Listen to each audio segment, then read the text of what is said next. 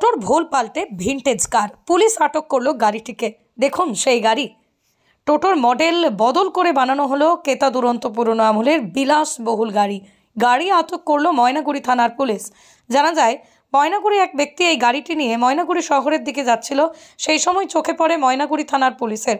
পরে পুলিশ গাড়িতে থাকা ব্যক্তিকে জিজ্ঞাসা করলে তিনি বলেন ওই গাড়িটি একটি টোটোর ভোল পাল্টে তৈরি করা হয়েছে, পুরনো দিনের বিলাসবহুল একটি গাড়িকে নকল করে। পরে পুলিশ গাড়িটিকে আটক করে ময়নাগুড়ি থানায় নিয়ে আসে। যদিও এই গাড়িটির কোনো চালককে পাওয়া যায়নি। ময়নাগুড়ি থানার পুলিশ এই গাড়িটিকে পুলিশ হেফাজতে নিয়েছে। সূত্র মারফত জানা যায়, গাড়িটি বিয়েবাড়িতে ভাড়া, রিসোর্টে ভাড়া দেওয়ার জন্যই বানানো হয়েছিল।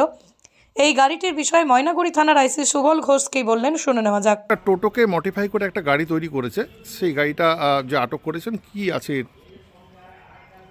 আমরা এটা দেখতে পেলাম যে হচ্ছে একটি টোটোকে প্রথমে একটা গাড়ি, যে গাড়িটা বিশেষত দেখা যাচ্ছে হচ্ছে বিয়ে বাড়িতে এটা ভাড়া দেওয়ার মতো, সেটা আমরা দেখার পরে দেখলাম যে এটা আমাদের ট্রাফিক থেকে এটাকে ধরার পরে দেখা যায় যে এটা মডিফাই করেছে এবং যে চালাচ্ছিল তাকে জিজ্ঞাসাবাদ করে আমরা জানতে পারি যে এই টোটোকে মডিফাই করে একটা বিয়ের ভাড়া দেওয়ার মানে হুড খোলা জিপ যেমন আছে ওরকম বানিয়েছে।